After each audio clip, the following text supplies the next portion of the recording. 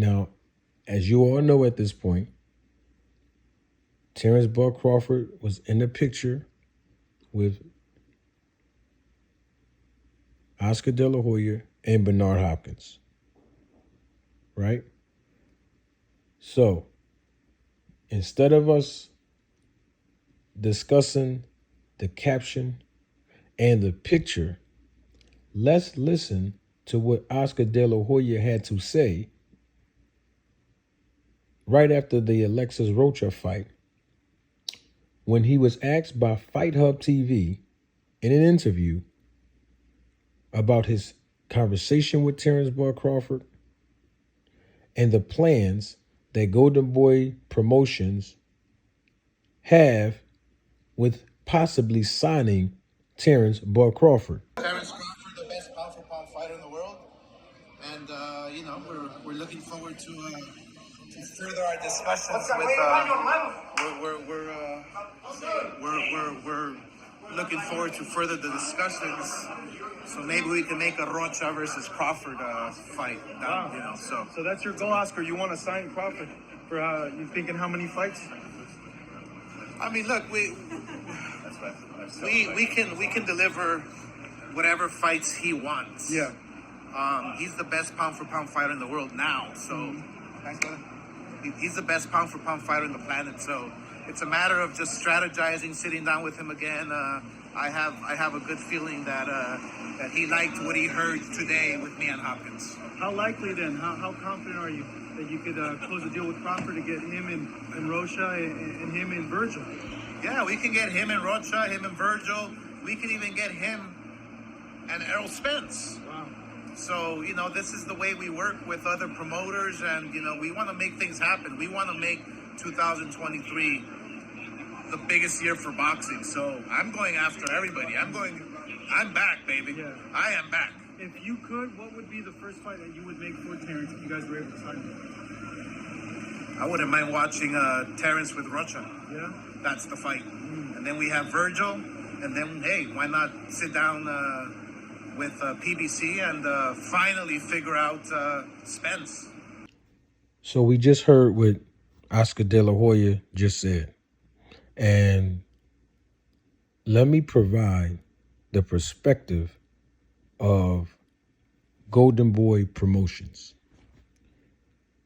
If they sign Terence Bud Crawford, that's actually beneficial for Golden Boy Promotions, especially when they already have Alexis Rocha and Virgil Ortiz Jr. under contract. Now, we already know Alexis Rocha just won his fight in dramatic fashion by knockout. Now, here's how convenient that would be to put in perspective what De La Hoya just said, to make a fight between Rocha and Crawford. Rocha is ranked number 3 in the WBO after that win, correct? Yes. Terence Bud Crawford is the WBO welterweight champion of the world, correct? Alexis Rocha is non-African American, correct? Alexis Rocha is a big ticket seller, particularly on the West Coast, correct? Terence Bud Crawford has only fought one African American in the welterweight division, correct? Okay. So, with those facts just explained to you all by me, it gives the perspective of Golden Boy that this is a win-win for them. Now, De La Hoya said, after being asked, y'all just heard him now, if Terence Bud Crawford was to sign with Golden Boy, what would the plans of Golden Boy Promotions be for a Terence Bud Crawford fight, right? And he said Alexis Rocha first,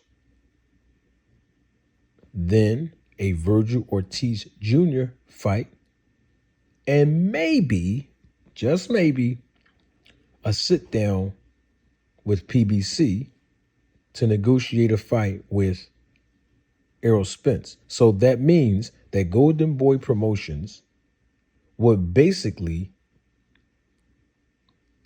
sign Terence Bud Crawford to a possible 2 to 3 fight deal.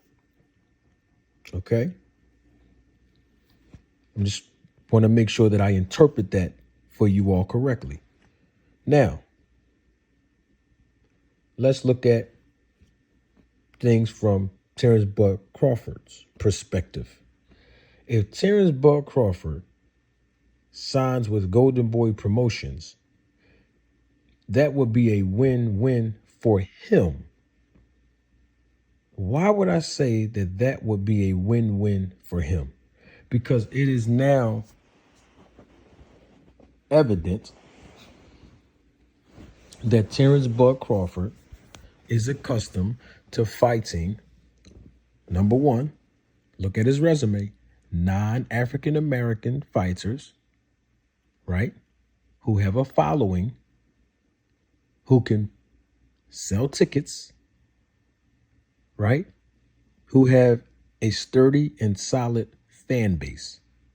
Number two, look at his record. Check out his resume. He is accustomed to fighting lower level competition, right? We know that Alex Rocha is inexperienced compared to Crawford.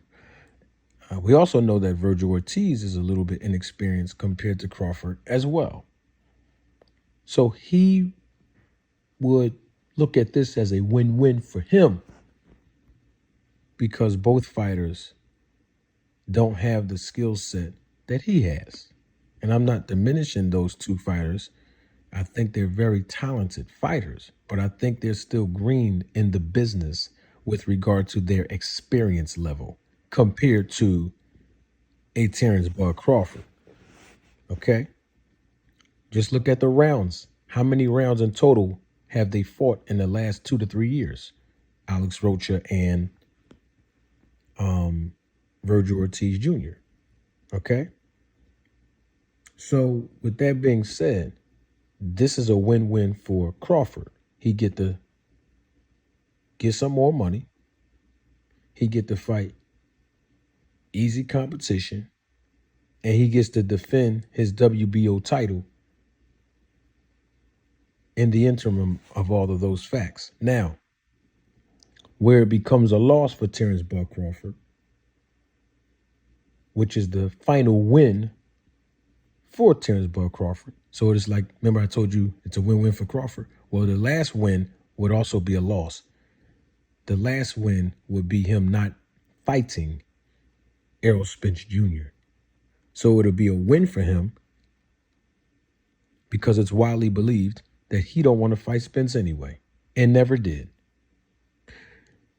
But it'll be a loss for him for the same reason, because of the fact that he won't fight the fight that everybody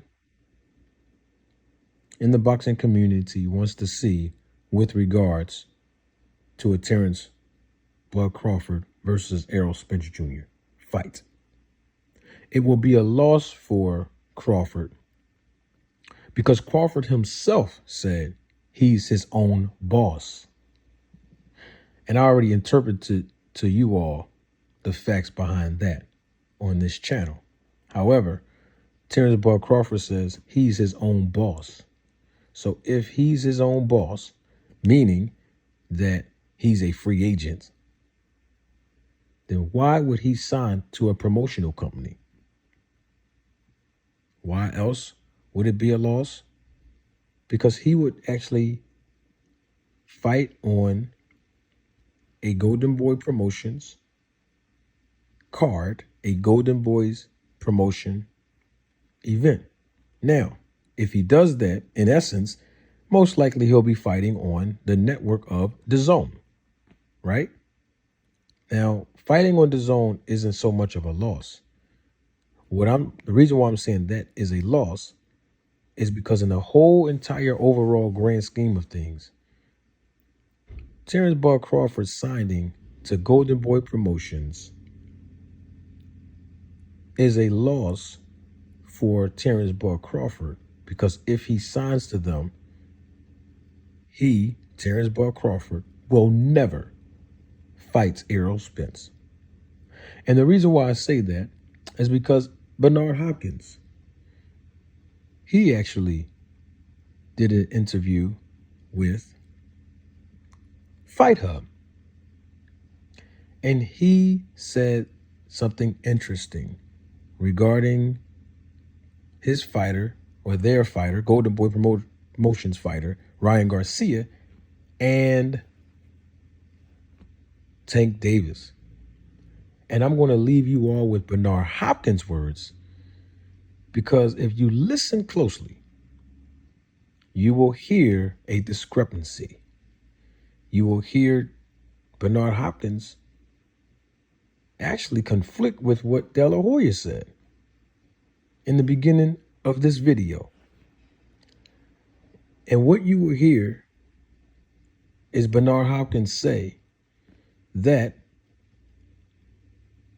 basically, excuse me, it took Tank Davis to break away from the chains of PBC in order for Golden Boy Promotions and Tank Davis to come together and negotiate for the biggest fight of not just Tank Davis's career, but the biggest fight of basically Ryan Garcia's career.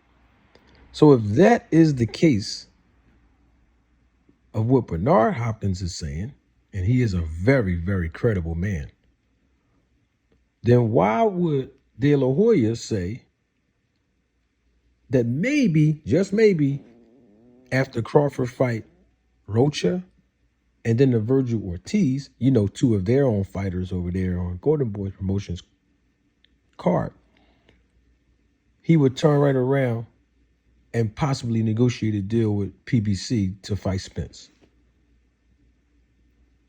If a former PBC fighter in Tank Davis had to break away from, y'all know where I'm going with this, don't you? So don't take my words for it. Let's leave this on Bernard Hopkins, the most credible man in boxing. And let's hear what he has to say about basically Tank Davis being away from PBC to get the biggest fight of his career, basically contradicting the fact that Terence Bud Crawford would even fight Errol Spence, who Errol Spence is still representing PBC. And that is why I say Crawford, if he does sign with Golden Boy Promotions, Crawford will never fight Errol Spence. And Tank wants to do the fight, but he had to break away from the chains of somebody he still respects and respected then, and felt like, I'm going to do him wrong if I do this. Somebody and Tank had many conversations, I believe. And he said, man, I got to do what I got to do. This is my career. Once you get one chance to go around his career and not take the chance on boxing 28 years like Bernard Hopkins, you can't risk that. You got to take the opportunity to chop at the bit when you can and let everybody else do the work that's behind you and taking care of the details so you can do what you do best. Tank Davis said he wants to do what he do best, and he wants to beat the most popular fighter right now